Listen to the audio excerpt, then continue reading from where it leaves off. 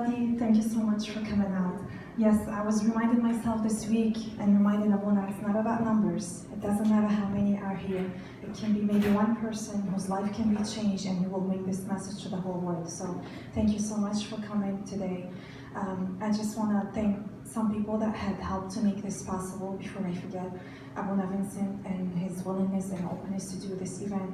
Sayyidina Bishop Gregory has been encouraging me to do these events throughout the Apriki.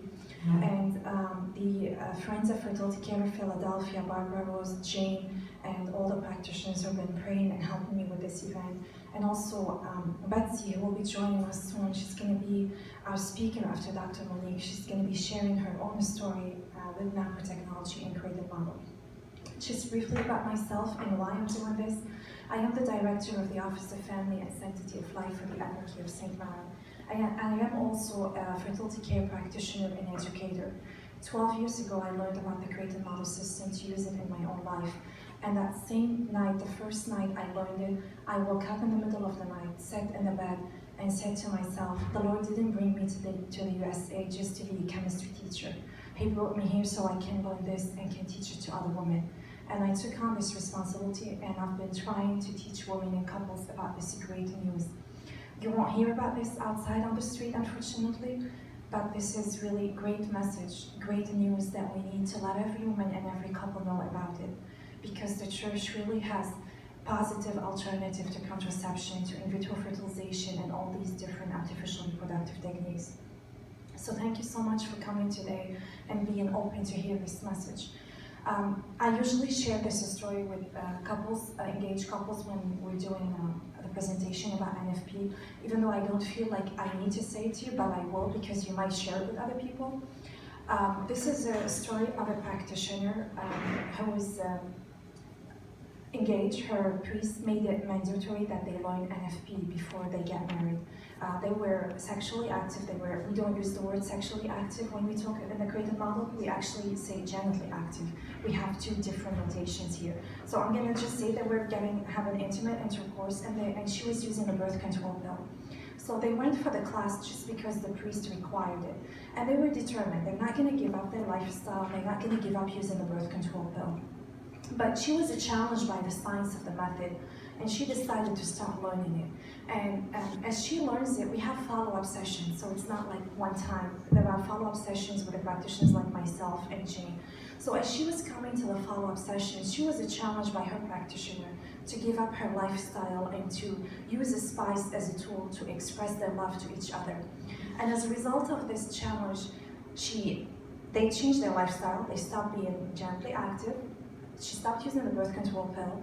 They saved intercourse until they got married. She was not Catholic. She became Catholic because she fell in love with this teaching once she understood it.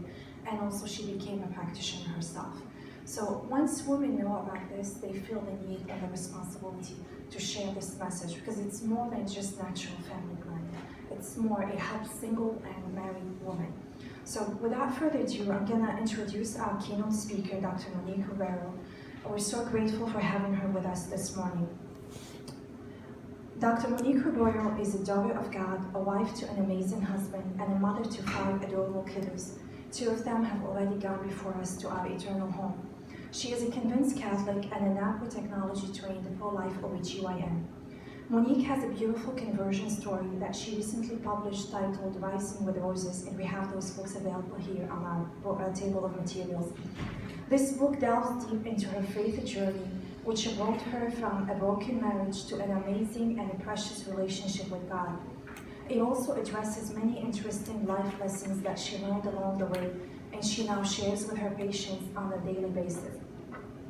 Dr. Monique co-leads 2 40 Days for Life campaigns in downtown Philadelphia. She is a pro-life advocate, trained sidewalk counselor, and public speaker. She loves to salsa dance, spend time with her Lord in Mass and adoration, scuba dive, travel, and love her family. Monique loves speaking about making the most of your marriage, avoiding dating pitfalls, and embracing the real purpose of dating, sexual integrity before and after marriage. Nanotechnology as an alternative to in vitro fertilization and contraceptive and typical gynecological care. Sidewalk counseling, why men should be on the sidewalk, the aftermath of abortion, and her conversion story. She loves to speak to groups of all sizes. She hopes to engage women and men from middle school to the nursing home. Without further ado, Dr. Monique Rivera. Thank you so much. As a child, my marriage was completely on the rocks, and God completely redeemed my marriage. And in that instant, I knew I had to do something really outside of my box for Him. And I had watched Abby Johnson, or I had read Abby Johnson's Unplanned. I don't know if any of you guys have read that book. It's an amazing book, and the movie's actually coming out this Friday in theaters. But in watching that, it planted the seed of sidewalk counseling. So I went for the very first time to an abortion center, and I stood out there and I met with the women. And the following day, I had an encounter with a beautiful man out there who had been doing this for a really long time. And the following day, he dropped off in my office the book that's on the table there, The Naper Revolution. And I had really been yearning to live my entire life according to God's will, and to be able to practice medicine also according to His will. And I knew in my heart of hearts that writing for contraceptives, placing IUDs, treating people with the contraceptive medications was not according to His will. And truthfully, because I knew it was not according to His will, throughout medical school, throughout residency, I never even looked at all of the little blue box warnings inside of those boxes. I didn't read them thoroughly because I had no idea how else to practice. That's what I was taught to do, and that's what I continue to do because I didn't know that there was anything else that was possible. So reading that book, The Naper Revolution, which is actually written for the lay people, it has tiny blurbs at the bottom of each chapter for physicians, but it helped me to understand that there were so many ways to address all of these gynecologic problems, including infertility, with natural methods that don't harm the patient in any way, but are actually so much more effective than what I was treating them with. So it was mind-blowing, and instantaneously I got online and I went to the Pope Paul VI Institute and found out when I could be possibly trained next. And very shortly, I became trained, and I completely changed my style of practice, and I was so blessed to be in a hospital where they were willing to support me in that and allow me to set up my own practice and completely practice without the use of contraceptives. And it's been such a blessing. Every day that I'm in my office and I'm seeing my patients, I'm just overwhelmed with how much God has blessed me in my life in allowing me to practice in this way. And I truly feel, especially when I see patients that I used to treat previously with contraceptives, and now they're coming to me and I'm like, I am so sorry I did that to you. But this is what we can do now to actually address your problems. So that's really lovely. So where did you give me the clicker? That's okay. Is this it here? This one here. Okay.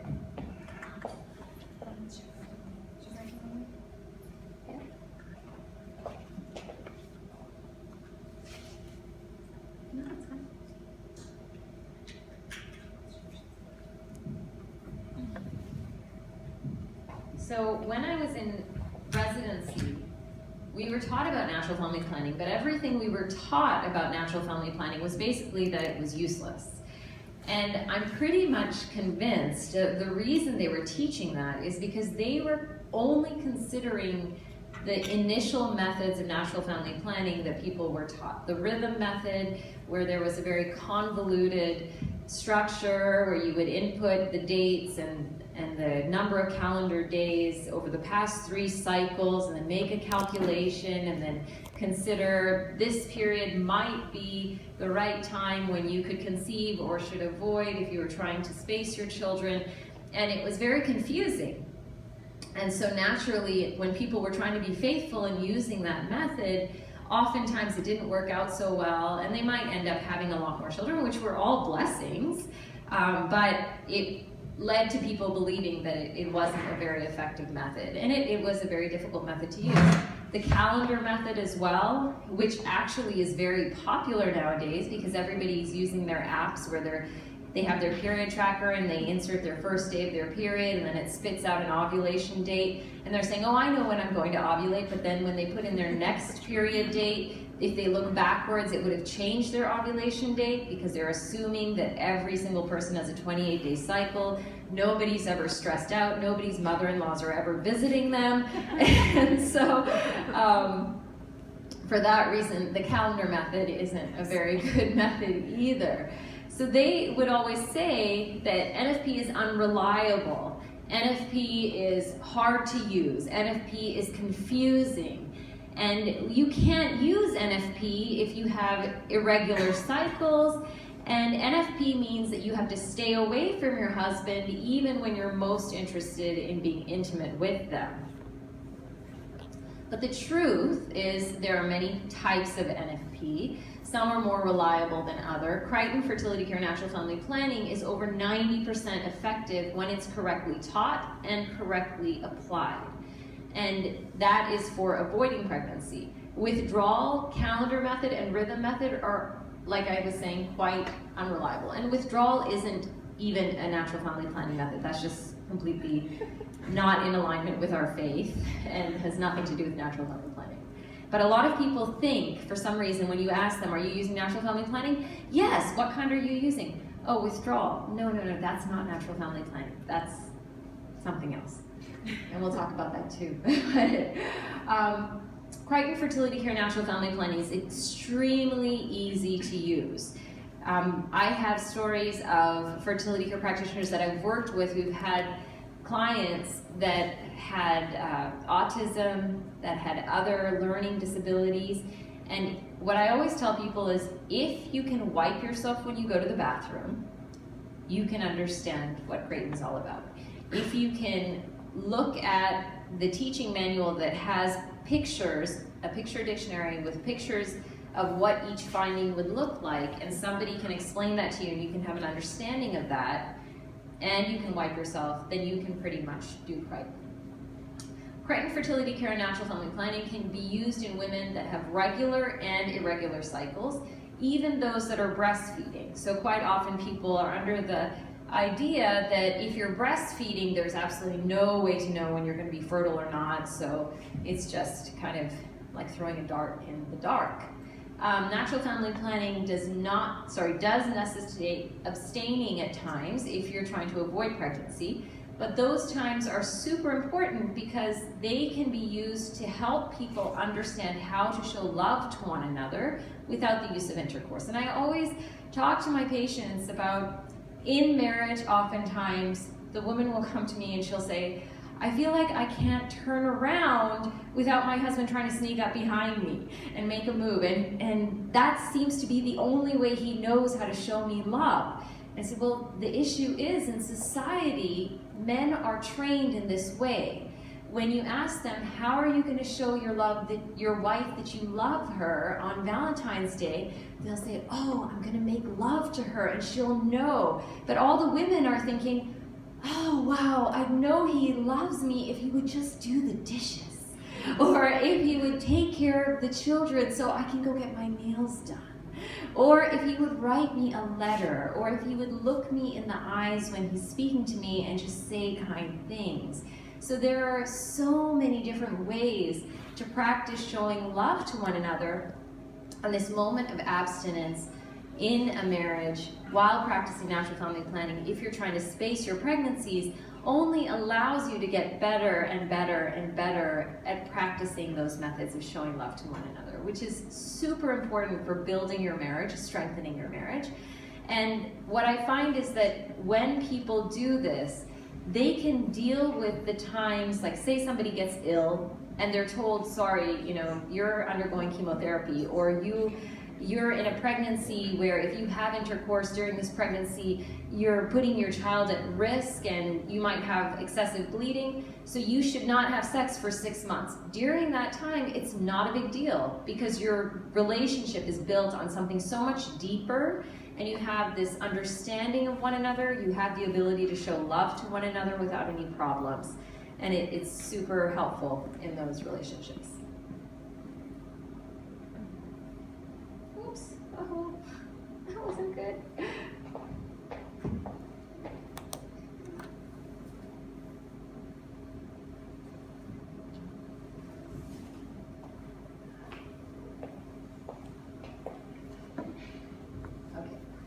So what is Crichton Fertility Care Natural Family Planning? So this is a scientifically developed and standardized system. So I meet a lot of patients who use the symptothermal method as well. And the symptothermal method is lovely. It gets people on the habit of tracking their cycles, paying attention to their mucus, understanding what's going on with their bodies. The symptothermal teachers are lovely people. They're very much dedicated to the church and to the teachings and all of those things. The major difference that I see between the symptothermal method and Crichton Fertility Care Natural Family Planning is that we have a standardized method because of the picture dictionary. If you have a dictionary that tells you this finding means this, and this is what we label it, then everybody has the same language and everybody's writing things down on the chart in the same way. So when people are writing things down in the same way, then you can take those results. Elise, look who's here. Look who's here, go back. You can take those findings on the chart and you can actually compare them from patient to patient. And when you do that, then you can actually do studies which are standardized. In the symptothermal method, it's a beautiful method in that people are checking, lots of different findings, they're putting all of these things together, but because they're not all using the same language when it comes to describing their mucus, they miss out on a very important factor, which is the quality and quantity of mucus. And considering the fact that if you're trying to conceive, the mucus is the highway for the sperm. If you have the presence of mucus, but you don't know if it's not as good quality or if it's a little bit deficient in the quantity, you won't be able to address that issue just looking at a symptothermal chart, which makes a big difference. This enables women and couples to understand their fertility cycles. It can be used effectively to avoid or to achieve pregnancy, which is different from many of the other natural family planning methods. Many of them are simply, okay, I'm trying to achieve or avoid pregnancy, but I can't use this to address my other gynecologic issues. So this also has the ability to help couples with infertility, to assist in the assessment and management of all women's health issues. Reliable, scientifically sound, supportive of relationships, and cost-effective. When I speak to patients who are dealing with infertility, quite often they have spent so much money because many of them don't have infertility insurance to start off with. So every time they go and see the reproductive endocrinologist, they're paying out of pocket. And it really adds up very quickly. And then by the time they escalate to IVF, now we're talking about $30,000 for each month. So with Crichton Fertility Care Natural Family Planning, somebody can come into the office and we will find a medical reason for their infertility and be able to charge them for an office visit that addresses that medical issue. So usually they're paying a $40 copay, maybe $50, but it's nothing in comparison to what they would be spending if they were trying to go through the traditional infertility route. Even the extra things that I feel so sorry when I'm like, okay, you'll have to pay probably about $50 for a session to see a fertility care practitioner so that they can teach you the method. But when you think about it in comparison to all the charges that people deal with for infertility, this is just a tiny drop in the bucket.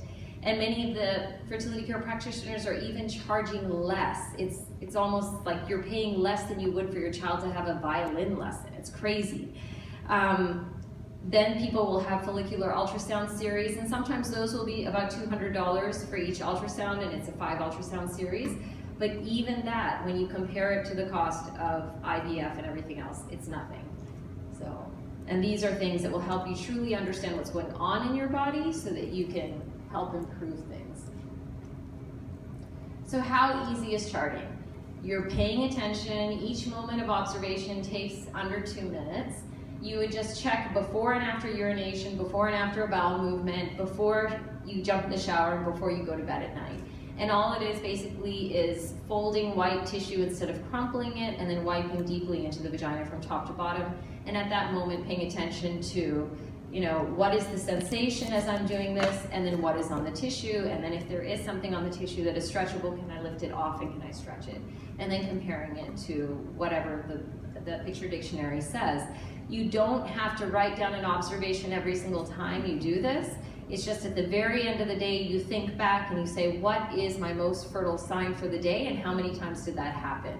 And that basically is your charting for every day. It's really lovely when couples do this together so that the husband has an idea of what the wife's fertility is and they're on the same page all the time. So the wife is no longer the gatekeeper of the fertility. He's actively involved and he knows when to expect mood changes, when to expect changes in fertility and all of these things, and it really helps him to have a better understanding of his wife as well.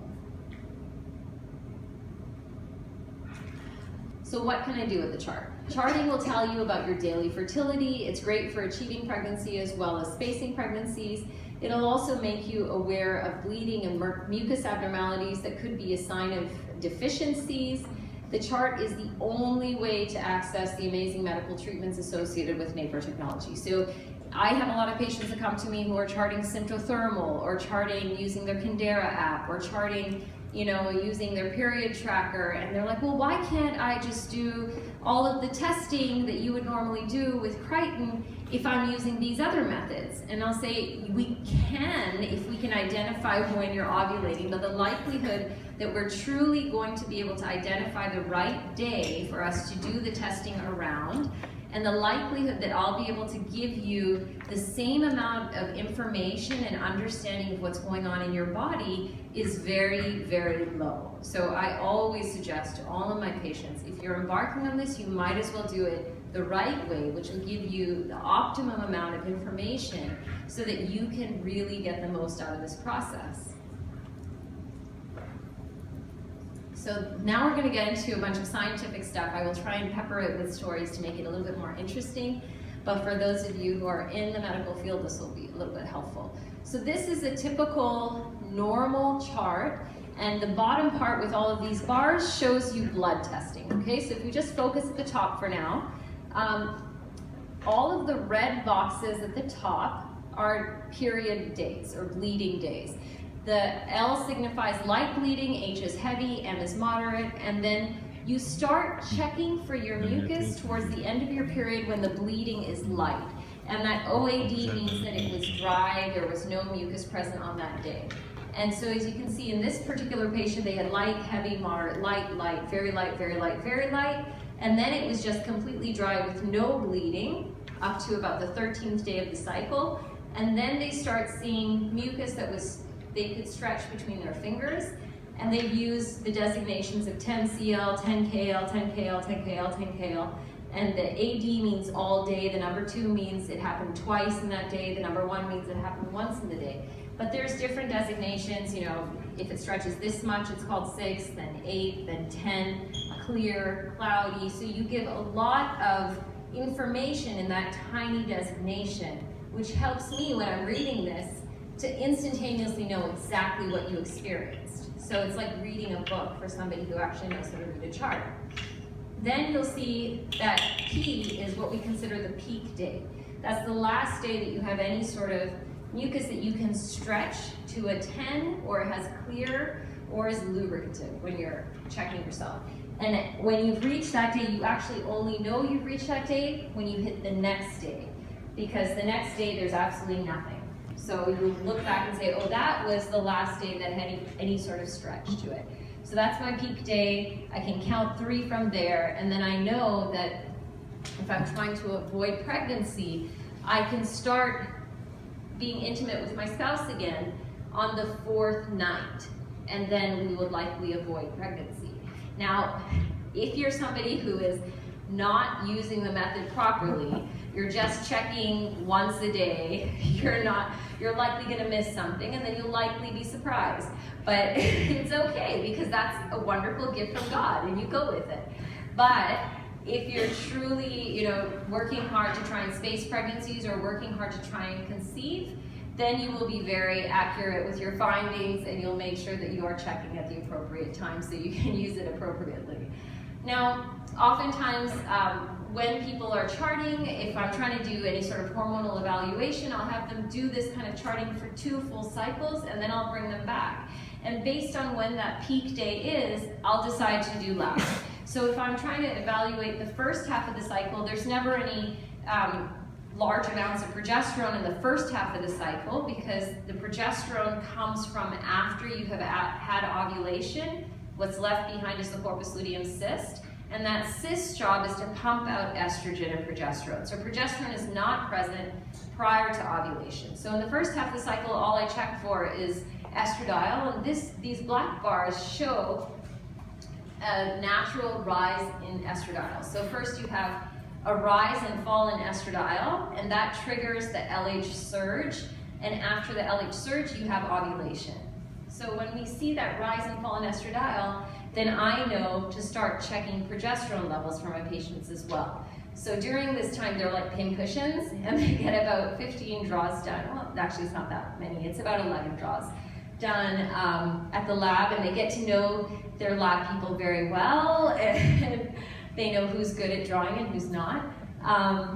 And then they check estradiol and progesterone together in the second half of the cycle. Now, because Pope Paul VI has done this work, but many people have done this work long before, identifying what normal estradiol and progesterone levels have been, this is like a commonly known fact that's been present for a long time, we can actually compare our patients' values to what normal is.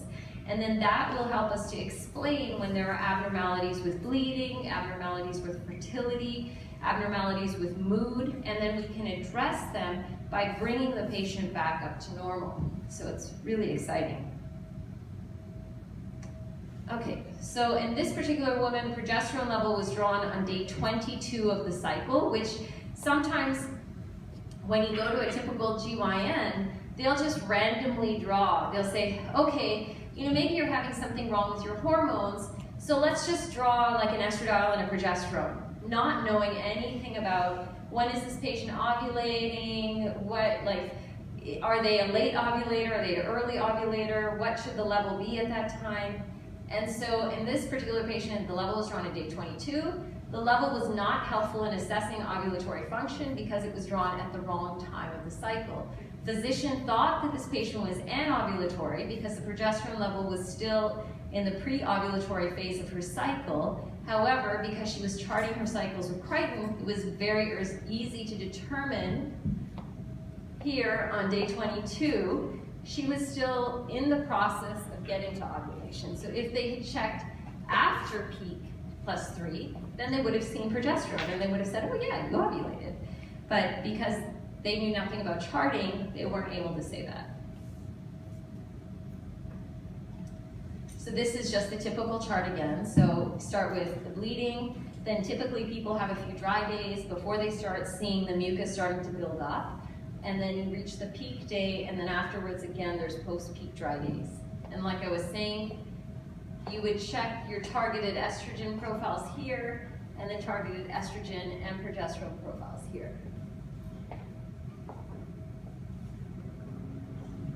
Okay, so these are patients that are normal in the blue bars versus patients who have infertility. And this is just a comparison at various stages. This first part here is early post-peak phase, mid post-peak phase, late post-peak phase.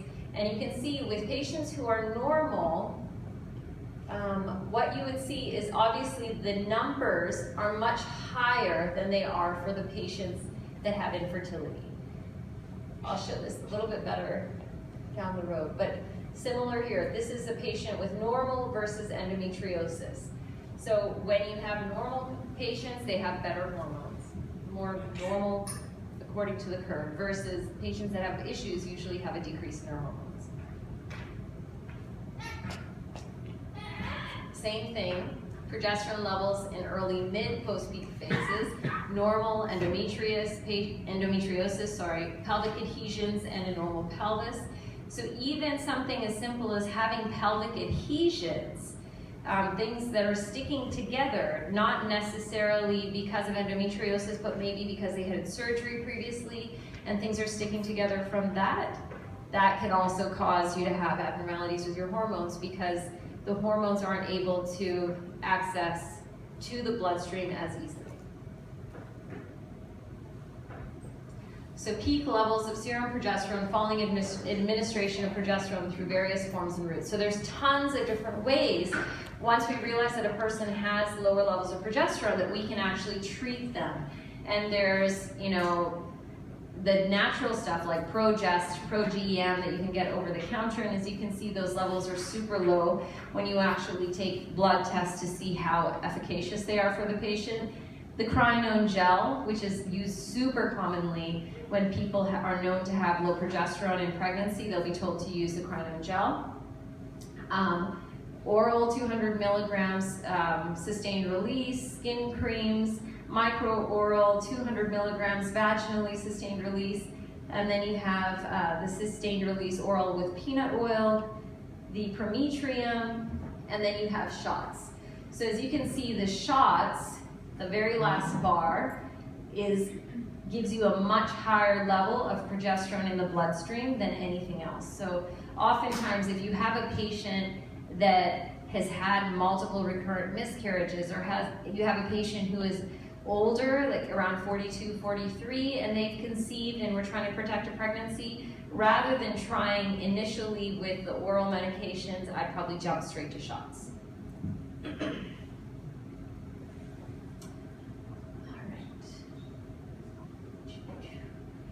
So, I know this looks really scary when you first look at it, but this is a person who has been charting. The top one, you can see they have heavy, moderate, and then heavy, moderate, moderate, light. And then you'll see that this person has what they've indicated as brown bleeding, the B, at the very end of their cycle. So 3 days of brown bleeding in the first cycle, 2 days of brown bleeding in the second cycle. And in this case, progesterone was given to the patient in the third cycle. Vaginal progesterone given on peak plus 3 through 12. And you can see the next 2 cycles. So prior to that also, in cycle 1 and cycle 2, the length of the cycle, it goes out to 30 days. And the second one, the length of the cycle is out to 35 days. So on the third cycle, this patient received progesterone on peak plus 3 through 12, because oftentimes I'll meet with patients and they'll say, oh yeah, somebody told me to take progesterone, so I've been taking it every single day. Or my doctor told me that I need to have hormones, so they put me on a contraceptive pill, and they've got me on progesterone only contraceptive, and I'm taking it every single day. So when you take hormones outside of the timing that your body would naturally make that hormone, it sends a feedback to the brain and tells the brain to shut the cycle down. So if you're taking progesterone prior to that peak day, then you know you're not doing something good for the body. But in this case, they're taking it at a time that they're 100% certain that they are post-ovulatory, on peak plus 3 through 12, and in doing so, what you'll see is in the following cycles, the cycles are much shorter, and that tail end brown bleeding disappears. In addition to the tail end brown bleeding and the long cycles, their PMS symptoms probably disappeared as well, which is really nice. Effects of stress. So this is something we were never taught about in residency at all. And it makes so much sense, but physical stress, emotional stress can all affect your periods. So if you're sick, if you're undergoing a lot of strenuous activity, if you're traveling, if you're upset about something, if you changed your job, if you're undergoing a major decision in life, if you hit the holidays, if your relatives are visiting, if you're about to head into your wedding, if you're heading into exams, you can expect stress to actually impact your bleeding patterns and the length of your cycle. So in this one, it shows a delay in the peak day due to stress of minor surgery. So you can see this person normally had a 29-day cycle to 31-day cycle. They normally had their peak day around day 14 or 15, but they had surgery on day 11, and the stress of the surgery caused a little bit of brown bleeding shortly following, not brown bleeding, but a little bit of spotting shortly following. And then their ovulation date was pushed out further to day 21 on this third line. And then they actually ended up having another bit of mucus at the very end, right before they had their period. So it can really affect your cycles. Prolonged mucus cycles due to a death in the family. So at the top and the second one, you can see the mucus cycle is from day 9 to 15 and then day 10 to 16. But then grandfather died and then they had a funeral and it was Easter. So this mucus cycle lasted all the way down until 27. And then the person finally ovulated. And then it went back to what it had been previously. Somebody who has stress-induced dry cycles because of a new diet. So heavy exercise and weight loss program began in the 4th cycle for this patient, and all of a sudden they saw that their mucus was decreased, their bleeding patterns were changed, the length of their cycle was changed. So our body absolutely responds every time that we do something to it or we change what we're putting into our bodies or the stressful environment, and that's all reflected in the charting. So that's why they say the chart is like another vital sign. And it truly is. It's so helpful to really understand what's going on with your body so that you can be alerted to things way in advance of them becoming major issues. Okay, so PMS is huge. Most often I will come across patients in the office and I'll say, hey, so do you have any PMS symptoms? They're like, oh, no, not at all, not at all. And then I'll say, okay, let me just run through the list anyway, just to make sure. In the week before your period, do you ever get a little bit irritated with people? Yeah. Do you ever feel like you have any breast tenderness or bloating? Yeah. Do you have any ankle swelling? Maybe not. Do you have like a pound or 2 of weight gain right before your period? Yeah. Do you feel like you want to get away from people and just be by yourself? Yeah. Do you have headaches? Yeah. And suddenly they're starting to realize that they have many of the PMS symptoms. Are you more likely to get into a disagreement with your spouse or your children? Because generally people, even if you have PMS, you'll be really nice to the people at work. It's just a self-protective mechanism. But the people at home that you're most comfortable with, those are the people who can really inform you if you have PMS. So typically, when I used to work outside of NAPR Technology, the only treatments that we had for PMS were, number 1, put someone on a birth control pill to shut down their cycle, or number 2, give them an antidepressant, like fluoxetine. So here is just a very small, one of the earlier studies that they did at Pope Paul VI Institute, and they've done so much work since this time, but this tiny study really shows a big difference. So people who had used the fluoxetine, 20 milligrams, 6% of those patients had a marked improvement, and 37% had a moderate improvement out of a total of 43 there.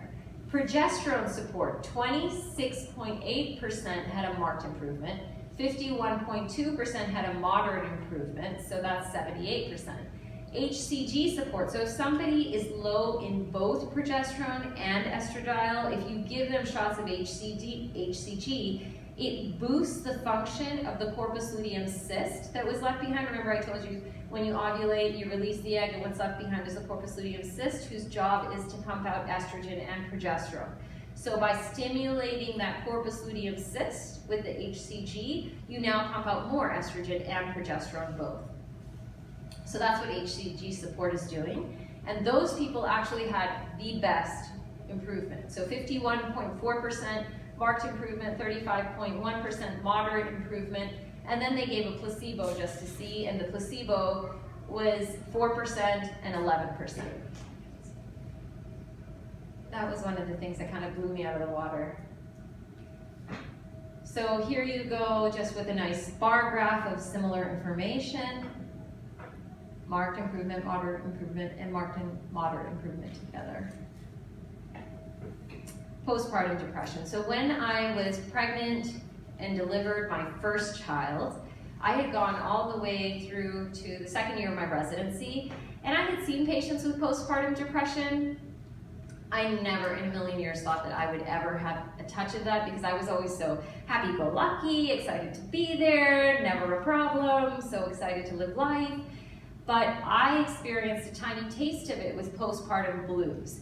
Postpartum blues is only 2 weeks, it's very limited, it resolves on its own, but you get a true taste of what everybody else is suffering with postpartum depression. And it was absolutely horrible.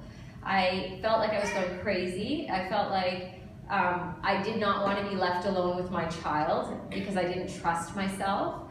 I would want to walk outside and just stand in the sun, hoping that the rays of the sun would take away this cloud which was over my head, and nothing helped. Like, I remember pulling my husband into the bathroom and I'm like, don't tell anyone. Like, I literally felt so embarrassed that I was feeling this way. But sadly, postpartum depression and postpartum blues are so common.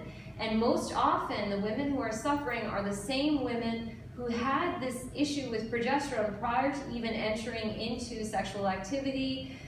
If they had been charting, all of these women with postpartum depression, more often than not, had a history of low progesterone from the very get-go.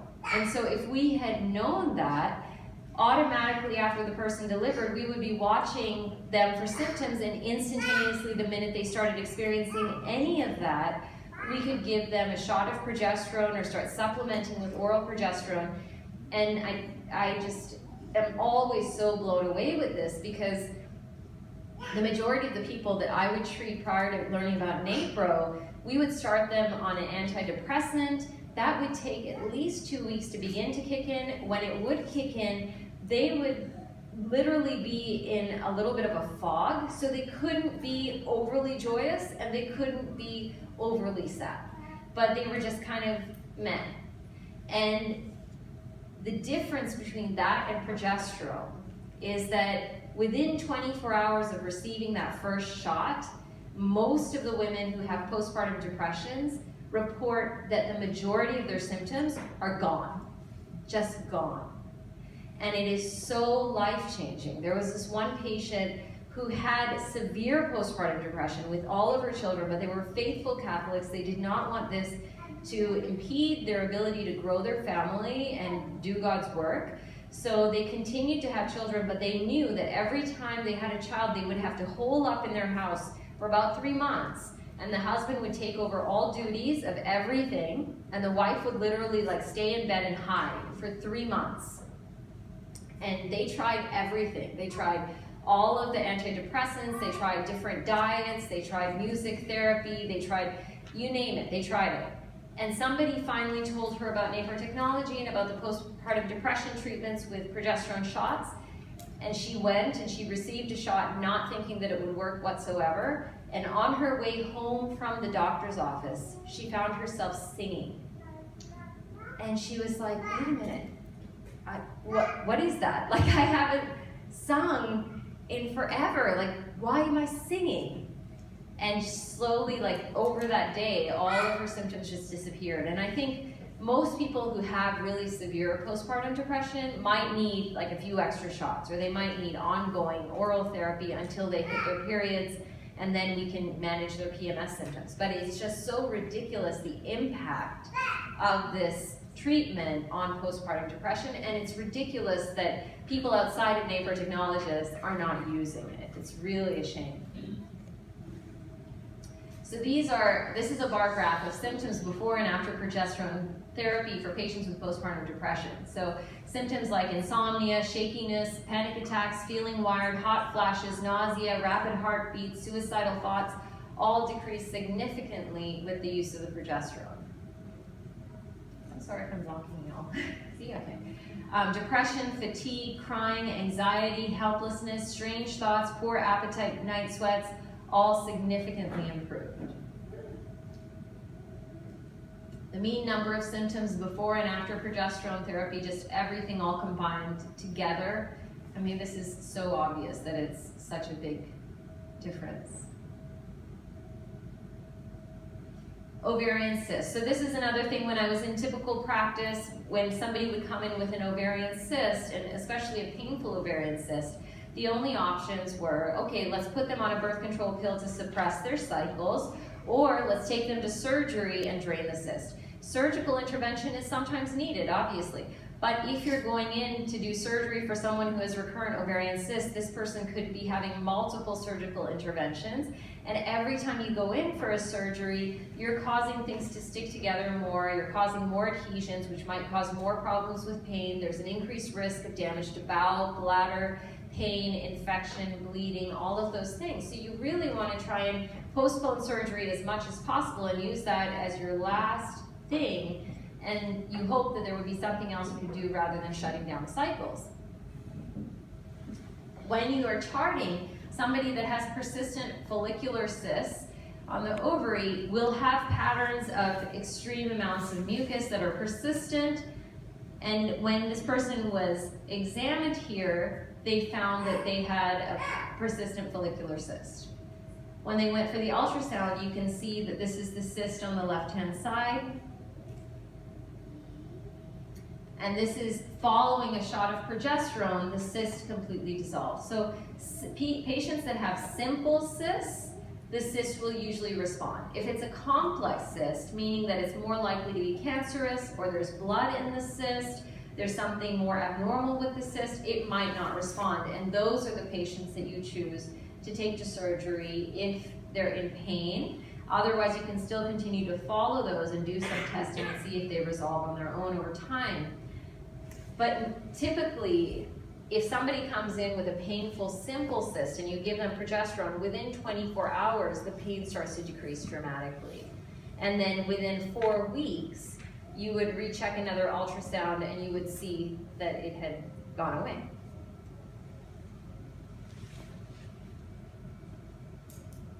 So the treatment of functional ovarian cysts, the way that it works when you give a progesterone shot, it disrupts the estrogen dominance in the follicular cyst.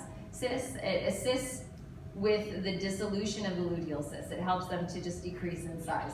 And both are usually gone by day 5 of the next cycle. Significant pain is reduced when progesterone is administered within 24 hours.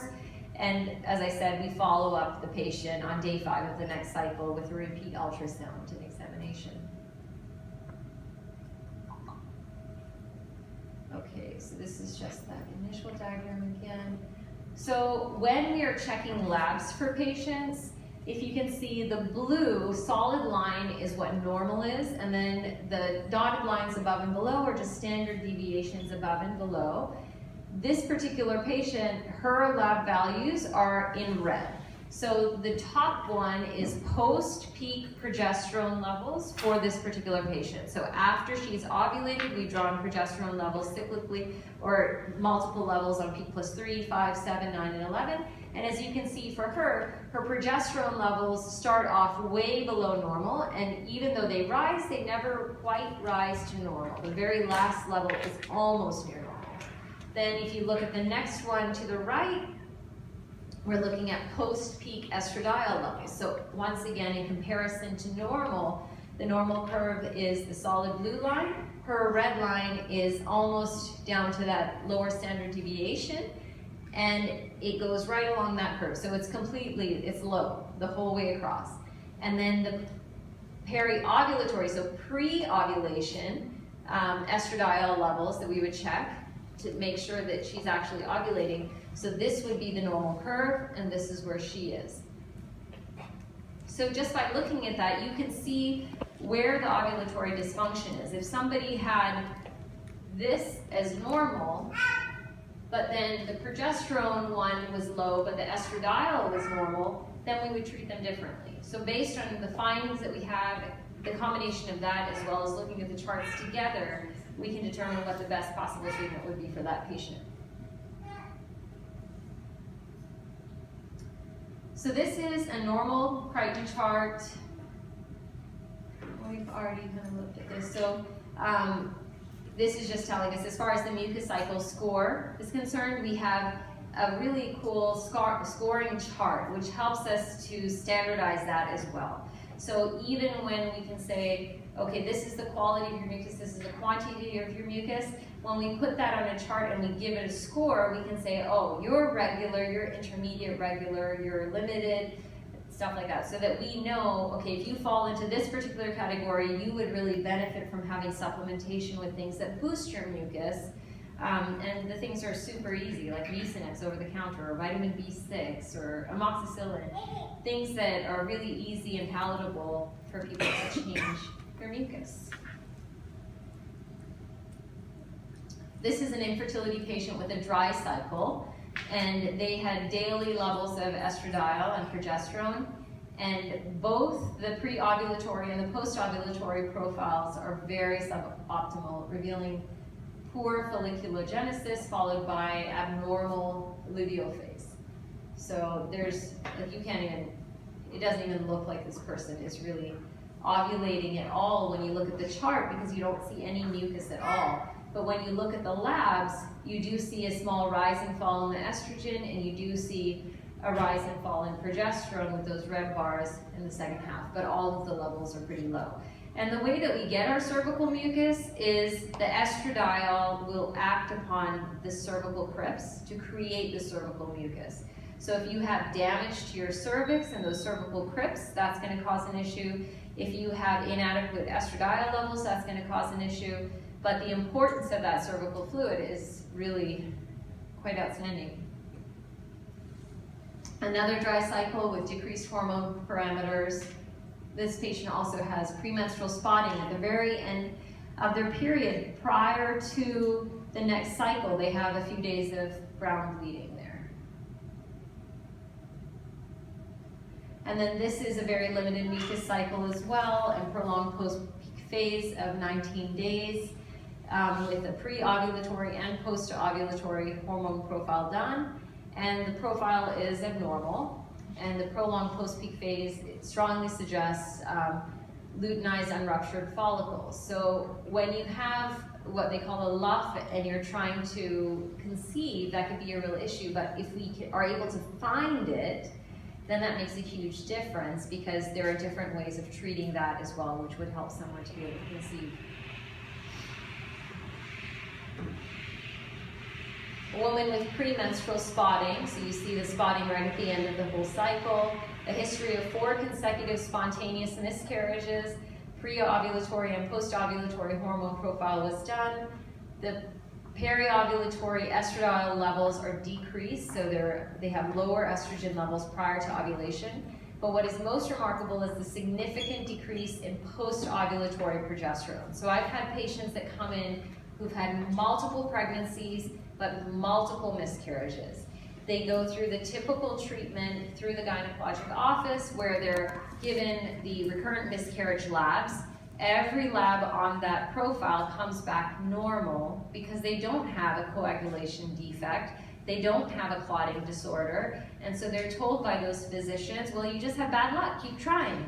So then these poor people continue trying, and they lose even more pregnancies until they come to the point that they're so depressed that they just give up, and then they go on for adoption. And adoption is a beautiful thing. It's the pinnacle of NAPRO. I don't think of that as no success. I think of that as a great success for them. But at the same time, most likely, if they had come to NAPRO Technology, we could have done these hormonal workups, and we might have found that they had lower levels of progesterone. So I've had patients with 4 miscarriages, 3 miscarriages, 6 miscarriages, and now they're on their 3rd or 4th living child because of progesterone supplementation. So this is a patient with very dry cycles, 7 years of infertility. We had recommended vitamin B6 as a mucus enhancing supplement. And as you can see, even the vitamin B6 did not provide tons of mucus for this patient. She had 1 day of 8K with 1 finding throughout the day. But they used Focus Fertility, and that's a picture of the baby at the bottom. Limited mucus cycles, endometriosis, ovarian dysfunction, and a husband with very low sperm count were identified in this patient who failed 2 previous IVF procedures. In spite of these abnormalities, with proper NAPRO technology treatment, she achieved a pregnancy and had a normal, healthy baby. Patient whose husband had severe oligospermia, effective sperm count was 189,666 per cc at the time of the pregnancy, using natural insemination and properly timed intercourse. So oftentimes we send the husband for semen analysis as well. But the major difference is when husbands are being asked to do a semen analysis through a reproductive endocrinologist, they're basically given a bunch of pornography and asked to go into a room with a cup. With us, we have a perforated condom collection kit that he can use while they're making love to collect the sample, and it doesn't prevent pregnancy because it's perforated. And then they can dump from that into the testing cup and either take it to the lab as they would traditionally, or they can use a ReproSource kit at home and just dump it into that kit, seal it up, and mail it back off to ReproSource, and then that'll come back with a full semen analysis. So we eliminate even the unethical portion of that testing, which is great. Patients with severe oligospermia and successful pregnancy using properly timed intercourse and natural insemination. And these effective sperm counts are far less, 30,000, 116,000, 50,000. Mean mucus cycle scores in patients with normal fertility versus patients with regular menstrual cycles and various organic conditions. So when you have pelvic adhesions, if you have endometriosis, your mucus cycle scores are going to be lower. And that can absolutely affect your fertility because without the proper highway for the sperm, it's harder to conceive. In the second cycle, vitamin B6 500 milligrams sustained release was initiated and the mucus cycle score went from a 1.0 to a 5.7. Now 5.7 isn't optimum either, but it's a significant improvement. In the first and third cycle, no ampicillin was used. I usually use amoxicillin. In the second cycle, ampicillin was used as a mucus enhancer and the mucus cycle score increased to 8.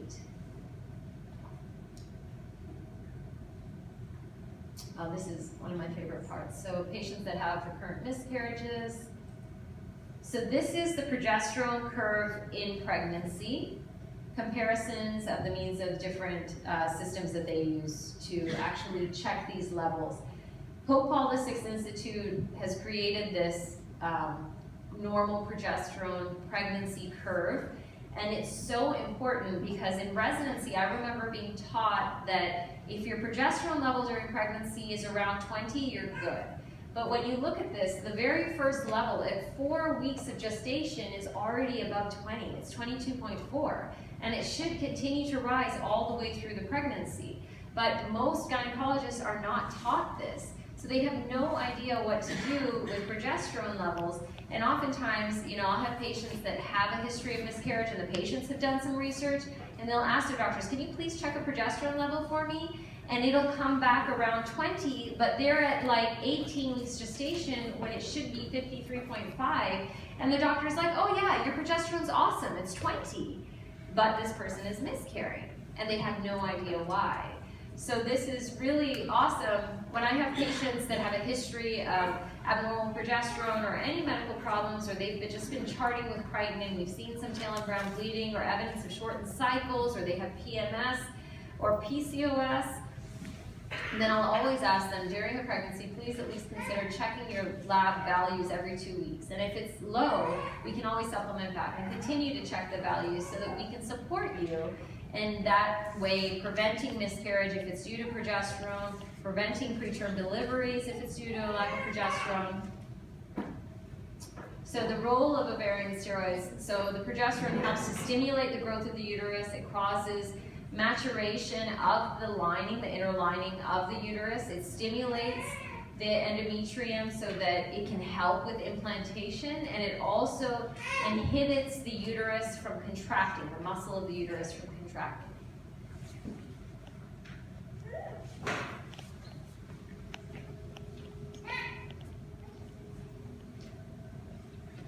So indications for the use of progesterone in pregnancy: someone who's had a previous miscarriage, someone who's had a previous stillbirth, previous prematurity less than 37 weeks, previous rupture of membranes prior to 37 weeks, previously preeclampsia or elevated blood pressures, previous abruption of placenta, someone with threatened premature labor or someone who had to use a cerclage, multiple pregnancies, infertility, someone who has some sort of a congenital uterine anomaly, or someone that has a known low progesterone level.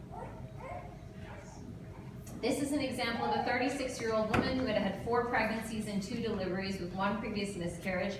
She developed severe IUGR where the baby is very, very small in utero during the pregnancy, but at birth, the baby weighed 4 pounds and 14 ounces. She was supplemented with progesterone, and her levels in the 2nd and 3rd trimester were mostly on the lower side in zone 1 and zone 2. And the placental weight was less than 10th percentile, but she delivered spontaneously at 38 weeks, small but very healthy child with APGARs of 9 and 9, which are as good as you can get. But as you can see, initially at the beginning of the pregnancy, her levels were above normal, and they just continued to watch them, and then suddenly they dropped down. Most physicians will say, okay, you can use progesterone, that's fine, but you need to stop around 10 weeks. Because then the placenta is going to kick in and it's going to give you all the progesterone you need, so you definitely do not need progesterone. But what I found is that, number one, everybody's placentas kick in at different times. And as you can see here, initially she had the corpus luteum cyst, which was working for her. Then when the placenta was supposed to kick in around this time, it failed miserably. And so even with supplementation, she was below the mark. But they managed to carry her out. And we never go past 37 weeks with supplementation. So she ended up delivering at 38 weeks, a week after they stopped.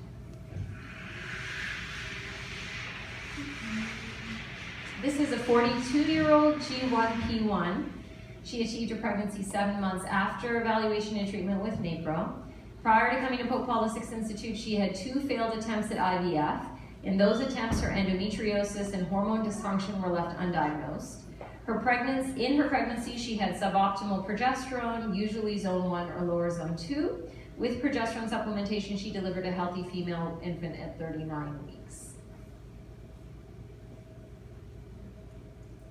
This is something, so often I have patients who have experienced IVF or been treated through reproductive endocrinology, and they're like, the worst thing in the world is when somebody tells you you have unexplained infertility, because you have no idea what is wrong or why, but you're being told that basically nothing is wrong and you just can't get it together. And for these people to, even if they don't conceive, to be able to have an understanding of what might be going on so that they can have their questions answered and they can move forward to another type of treatment or adoption or whatever else, but with that peace of mind that yes, there is a problem, it's not my fault, this is how it was built, and we've tried to remedy it, but it didn't work, but now at least we know it's not unexplained. Oh, I think that's my last one. Yeah. So I have a patient that just delivered recently, and this is a complete miracle. She is somebody who had multiple miscarriages, and then in her 47th year of life, she conceived, and we treated her with progesterone all the way through her pregnancy, and she delivered her baby 3 days after her 48th birthday.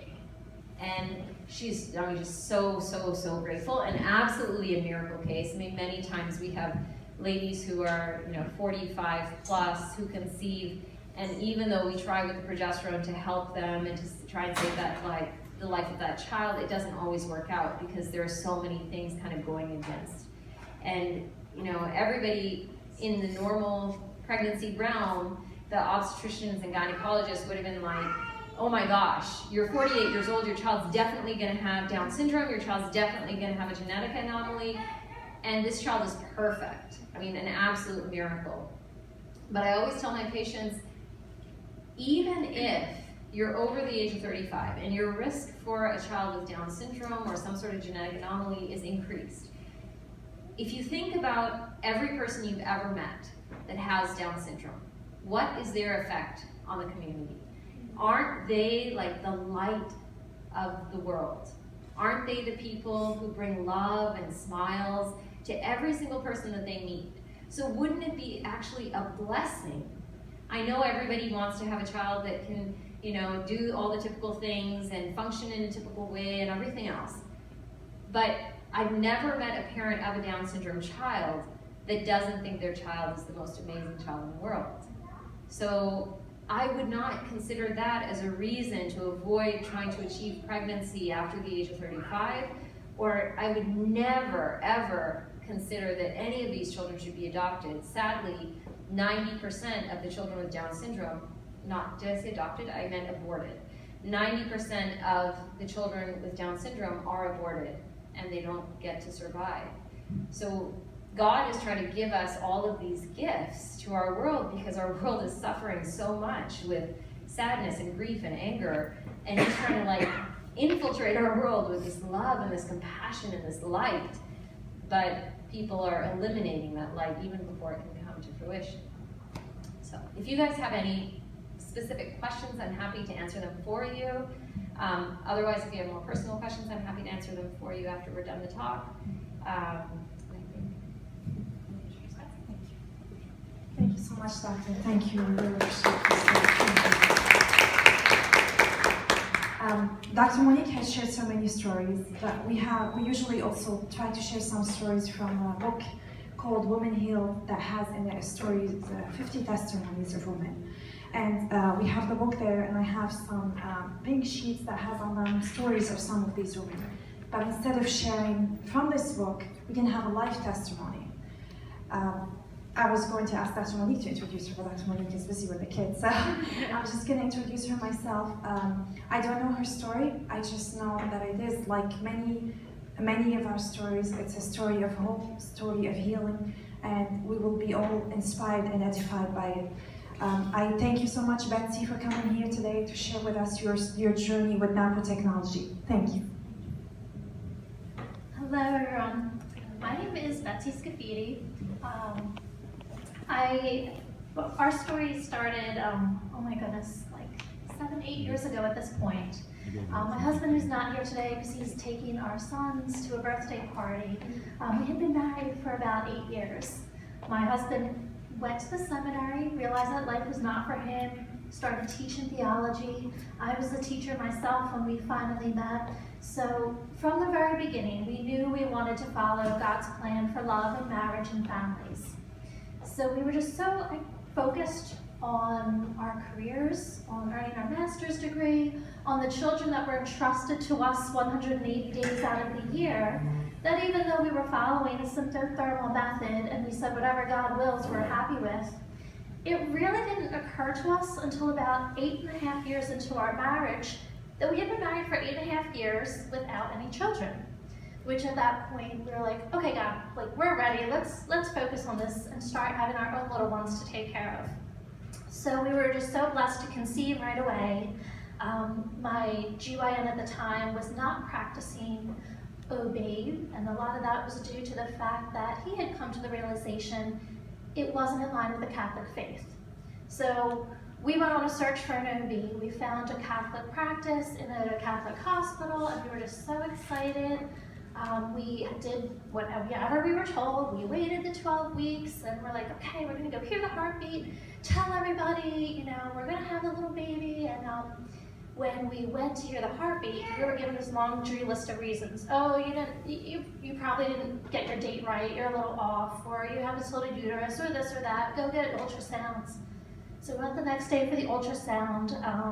We were told to leave. The doctor was busy, he couldn't talk to us, he'd call us. We played phone tag, and when we finally got in touch with somebody, we were told, oh yeah, it looks like you're gonna have to come in for a DNC. So, the heartbrokenness of one loss was just too much. Our prayer from the beginning was that we would find a way to turn this horrible moment in our life into something good. So we took some time and prayed about it, and we knew, okay, we're going to find a way through this, and we will have a family. And after several months of not having a family, we just didn't know where to turn. Fortunately, my husband's best friend is a priest, and he goes, look, you got to check into this Creighton thing.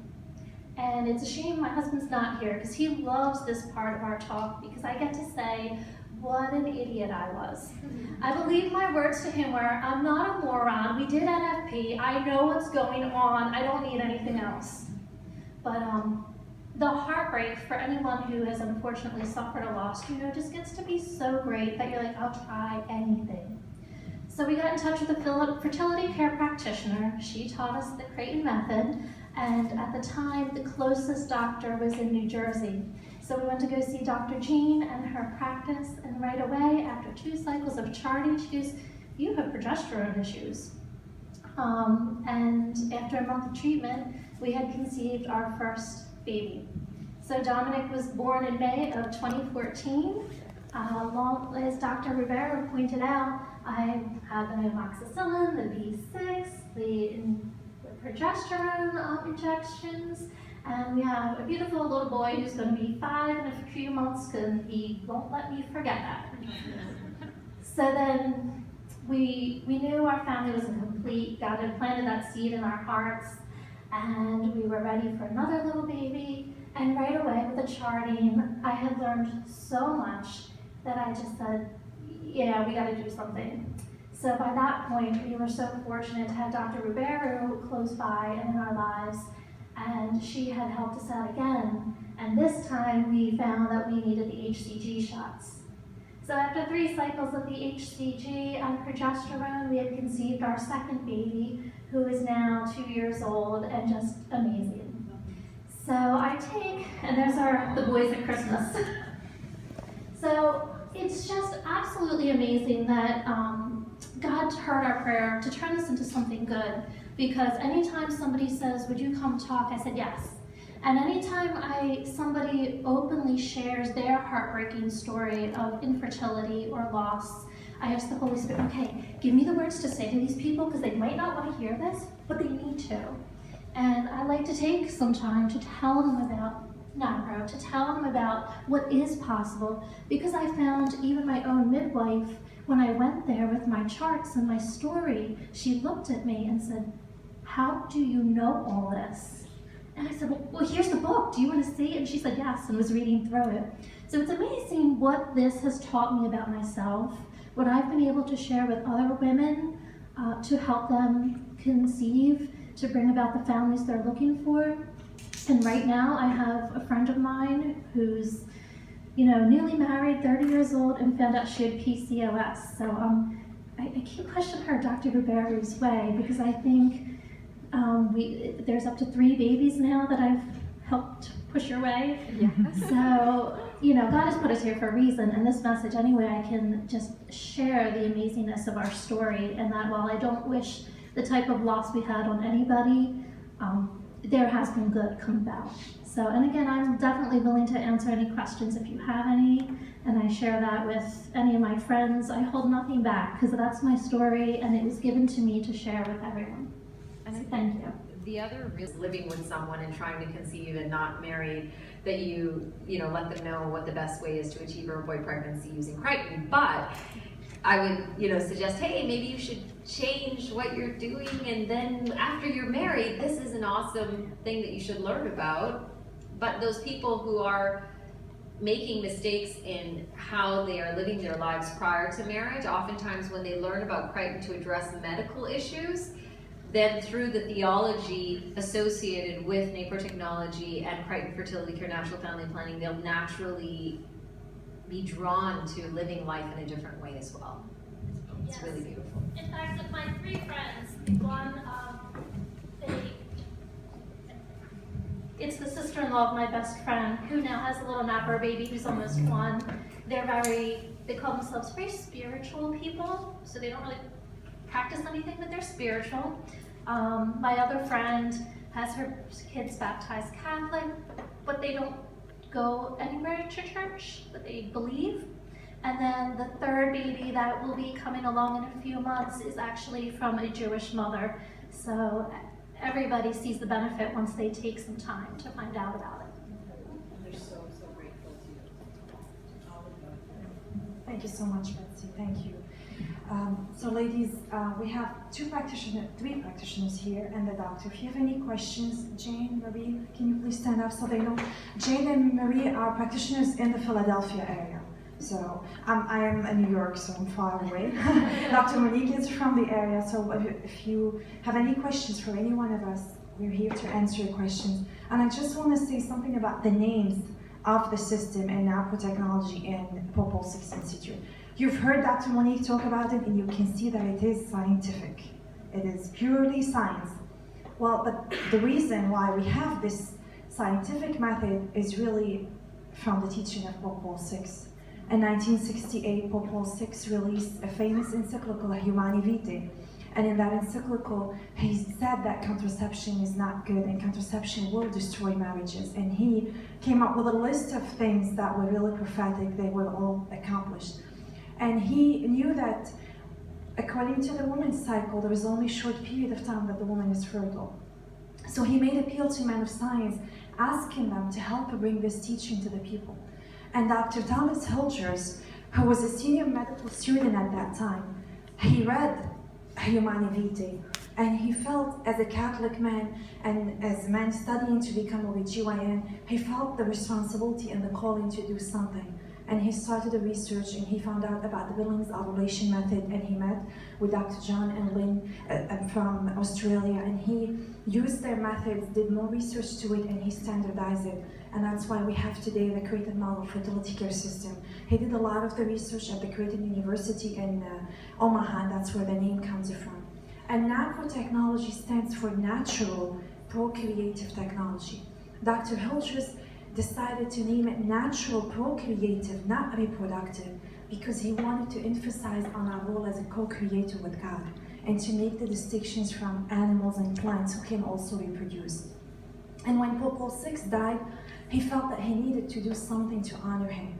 So he built the Pope Paul VI Institute for the Study of Human Reproduction in Omaha, Nebraska.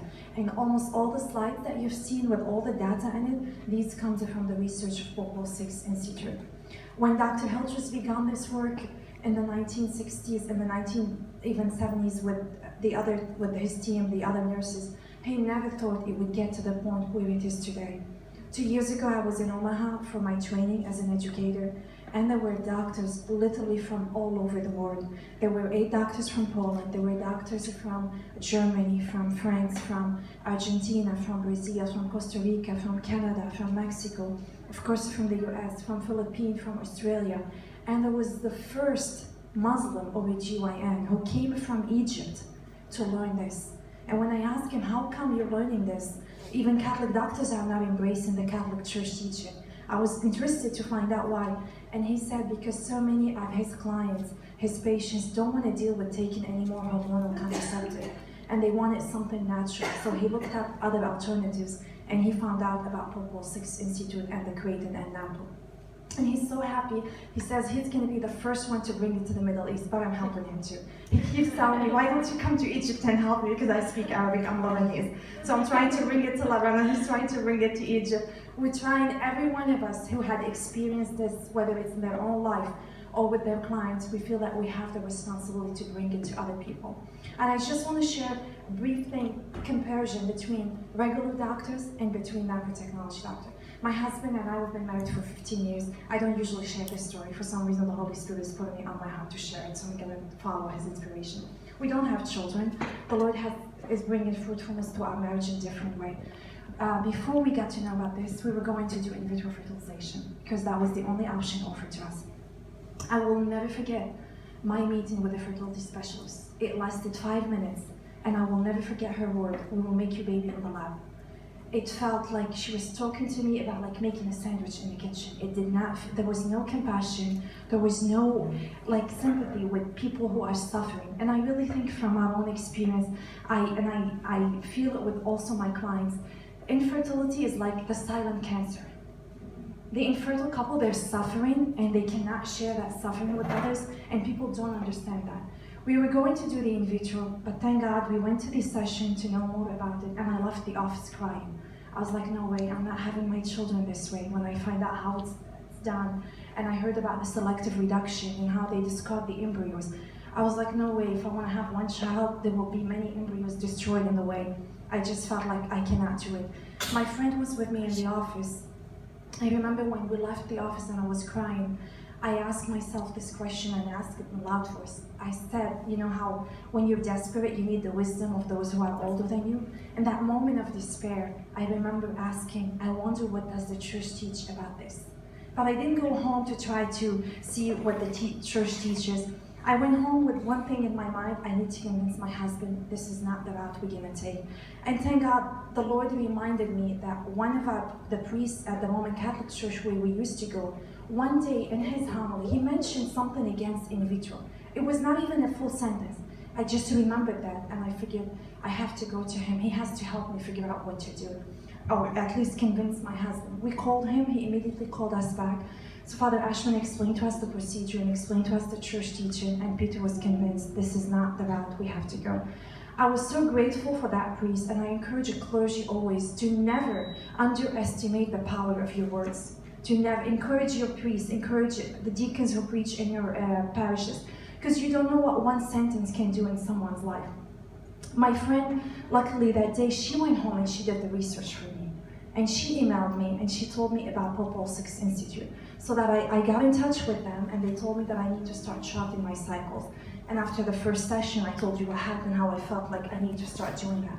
Then we had to meet with a NAPRO doctor. At that time, Dr. Watson was the NAPRO technology doctor in New Jersey. She's a retired doctor now. I remember, and I'm not kidding you, we spent in her office 1 full hour. We felt looked at as a human being, not as a client, not as a dollar sign. She was going through everything that they do, and she ended up at the end, after going through all what they can do for us, she mentioned adoption. But she was very compassionate. We felt like we're finally being respected. There is dignity, we're being treated with dignity. So the approaches of NAPRO technology and the regular doctors is completely different, and I can attest to that. Our journey didn't maybe end up in the world sense successful like the world think of it, but it was a journey of hope and healing. A lot of issues were restored along the way, and God is bringing this fruitfulness in our marriage in a different way, in His timing. But if I didn't go through that myself, I wouldn't be here today trying to spread this message and teach it to other women. So I really encourage you, don't just let this be, when you walk out of here, let it be the end of what you heard. No, let it be the beginning.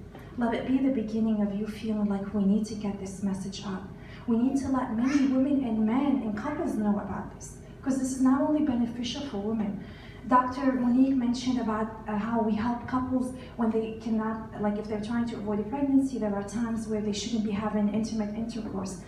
We teach them something we call a SPICE: spiritual, physical, intellectual, creative, and emotional. We teach them different ways to express their love to each other. And SPICE have really strengthened marriages. So many lifestyles have changed between couples just because of embracing SPICE and trying to live their sexuality wholly. Because we're called to be sexually whole 24/7. Our sexuality is multidimensional. It's not just about intimate intercourse. So what we're doing here, we're really changing cultures. We're changing hearts. But one person at a time. We cannot do it the whole generation, the whole culture. But each one of you, if you go back to where you are and bring this news to where you are, imagine the impact that you will have on all those people who will hear this message. We cannot keep this message for ourselves. We cannot. There are so many women suffering out there, whether it is from gynecological problem or couples struggling with infertility or from miscarriages. They don't know about this, and they will not hear it from their own doctors. We have to get this message out. We have to help people. So please help us to get this message out. Feel free now to browse through our materials. We have some materials about education program. If any one of you feel maybe one day, God is calling you to be one of us practitioners spreading this message, we have more information about the practitioner program, so you can check it out. We have some books there. This is the latest book that Dr. Hilgers released, War on Women. It's an amazing book. He speaks about different stories about how women had some gynecological problem, and instead of treating them, they did more damage to their bodies. He shares in a lot of different stories that really are amazing and inspiring. And this is the book that Dr. Monique referred to earlier, The NAPRO Technology Revolution. This is a mini, I would say, summary of the big book that you see here, the black one, which is really for doctors, but this is in terms for laity, so that lay people can understand it and know more about what nanotechnology can do. Some of these books, I have a few copies of them, so if you feel like you want to purchase some of them, feel free to do that. And feel free to take as many of the brochures that you want. And we're here for, I don't know, another 10-15 minutes. If you have any questions, whether IT for us or privately, please feel free to ask us. Thank you so much for being here. And I need to ask you for one more thing, just even though we're only a few people here, but it would help us. I'm gonna distribute evaluation forms, so we would appreciate if you can fill them out so we can know how we can improve in doing those seminars and spreading this message to everyone. Thank you so much.